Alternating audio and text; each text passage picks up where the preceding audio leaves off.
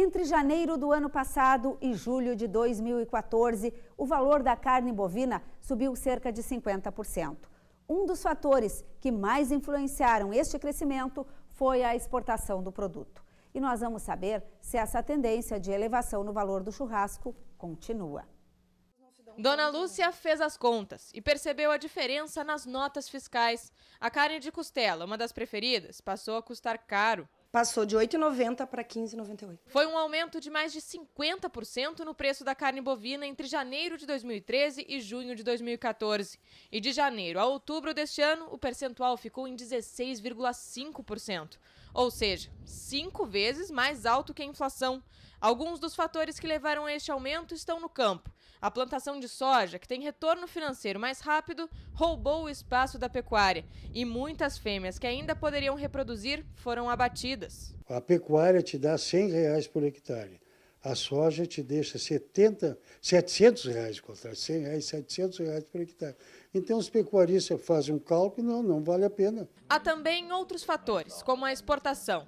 Apenas parte do que é produzido fica no país para consumo interno. Uma procura, de acordo com o consultor agroeconômico, cerca de 9 vezes maior do que a oferta. E a Rússia, que está importando muito mais carne bovina do Brasil depois de ter proibido as importações dos Estados Unidos e da Europa. E aí o conselho dos especialistas é um só: fazer algumas substituições na lista de compras. O frango, por exemplo, também aumentou, mas continua mais em conta. O gaúcho não vai deixar de comprar costela, porque faz parte do cardápio da família, a costela do final de semana, a costela assada, como eu faço aqui na minha casa sempre. O que a gente vai ter que fazer são adaptações, consumir mais frango em vez de comprar mais costela. Já quem resolver insistir na carne bovina, é bom estar preparado.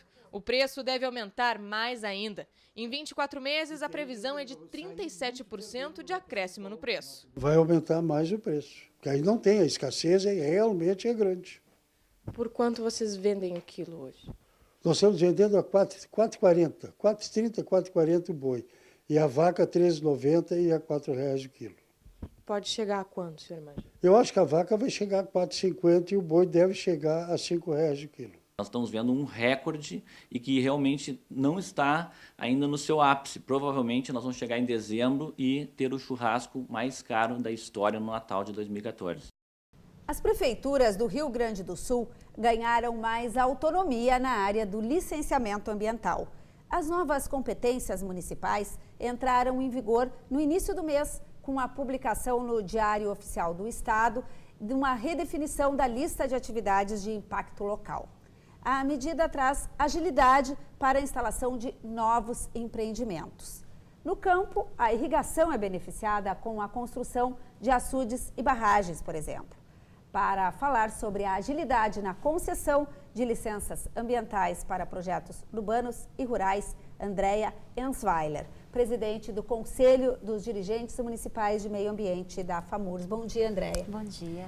Andréia, na prática, já é possível um agricultor chegar encaminhando numa prefeitura o pedido do licenciamento ambiental?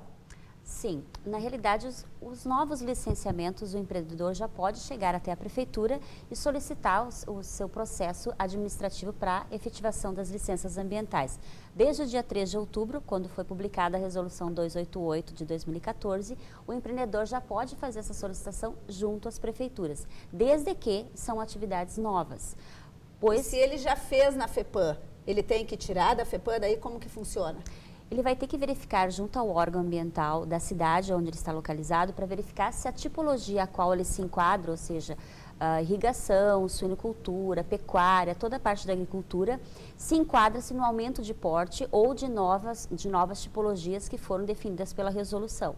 Caso isso ocorra, ele pode solicitar diretamente. Caso não, ele vai ter que aguardar na próxima semana. A FAMURS, juntamente com a FEPAM, em reunião já previamente agendada, vão tratar das novas formulações de como vai acontecer esse trâmite de devolução desses processos para os municípios, uma vez que os processos, alguns deles não foram avaliados, não foram entregues aos produtores e alguns processos estão em vias de vencimento das suas licenças. A gente falou em irrigação, mas tem a questão da suinocultura, avicultura, os engenhos de arroz, energia elétrica, armazenagem.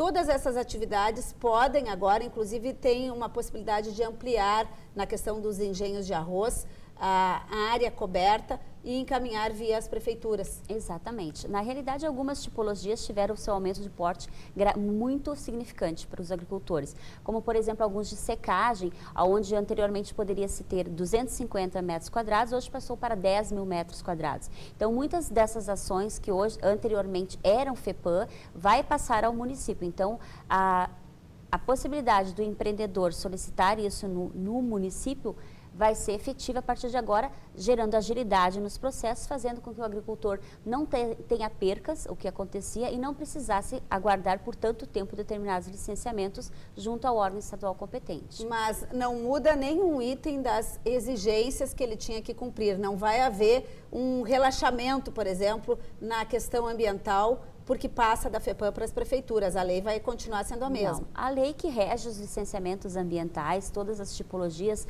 são iguais como a do órgão ambiental competente, uma vez que o órgão ambiental competente, por delegações de competência ou através da resolução, dá a autonomia para os municípios licenciar e legislar. O município que já... A grande maioria dos municípios do estado já o faziam anteriormente à publicação dessa resolução. Na realidade, com a resolução publicada, houve a ampliação das tipologias.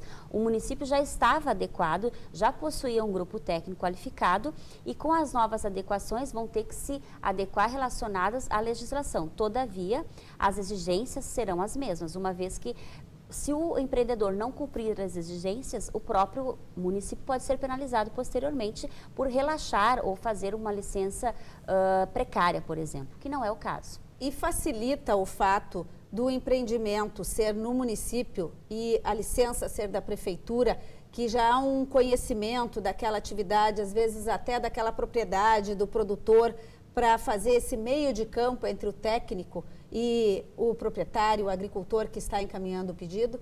Com certeza, isso era uma solicitação antiga de vários municípios do estado, junto à FAMURS, e também de todos os empreendedores que, na realidade, muitas vezes por falta de incentivo ou falta de estrutura para esperar por muito tempo que as licenças fossem aprovadas no estado, talvez por ineficiência ou falta de técnicos, o estado atende todo o estado com várias tipologias e outras tantas atividades. A agricultura é uma delas, né? Então, o empreendedor fazendo essa licença no município, perto do local onde está ocorrendo, a fiscalização é mais eficiente, o monitoramento se torna mais eficaz e toda a questão que houver de degradação ambiental ou de melhoria ambiental poderá ser discutida diretamente com os técnicos do meio ambiente do município onde ele está inserido. E não muda nada no pagamento das taxas, só passa do estado para a prefeitura. A prefeitura vai arrecadar mais porque está fazendo o licenciamento. Exatamente. Existe uma diferença. Os municípios do estado sempre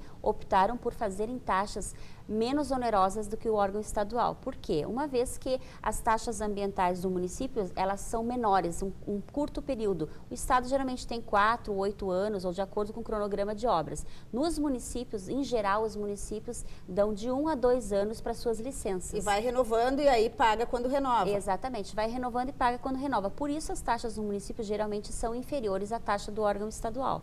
Uma questão que está pendente, que é o que vai ser definido nessa próxima reunião da próxima semana, junto à FEPAM, é de que forma vai ser feita essa transição dos processos que se encontram na FEPAM e se virão essas taxas já anteriormente pagas para os do empreendedor para a FEPAM, para o município. Esse é um dos questionamentos que os municípios estão fazendo junto ao órgão e a FAMURS está trabalhando em cima desse item. Você já tem uma previsão de quanto tempo vai levar tramitando um pedido de licença agora nesse processo nas prefeituras?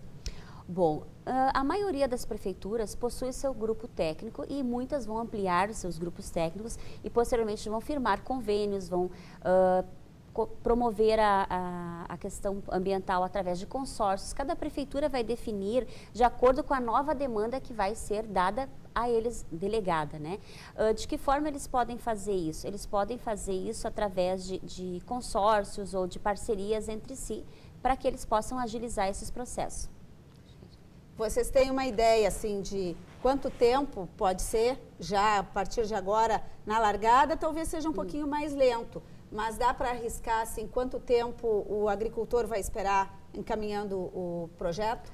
Bom, eu acredito por experiência própria, cada prefeitura tem seu trâmite, mas em geral os protocolos, os procedimentos administrativos, uma vez que o empreendedor entre com o processo administrativo com toda a documentação pertinente, de 30, no máximo 45 dias. Mas você tem razão, nesse primeiro momento as prefeituras até se adequarem, formularem seus novos formulários de licenciamento ambiental, as solicitações, o empreendedor vai buscar a prefeitura para buscar informações se a atividade dele é possível de passar para o município. Mas acredito que a agilidade não vai ultrapassar em 30, 40 dias, não definindo isso uma má qualidade no serviço, muito antes pelo contrário. O órgão ambiental vai ser bastante eficiente e rígido, tal qual há hoje as exigências da lei toda ambiental. Obrigada. A Andréia Ensweiler, que falou aqui conosco, ela que é da FAMURS, do Conselho de Meio Ambiente, sobre essa mudança, então, no encaminhamento do licenciamento ambiental que pode ser feito agora via as prefeituras. O Agroband de hoje fica por aqui. A gente se vê no próximo sábado, às 7h30 da manhã. Uma ótima semana e até lá!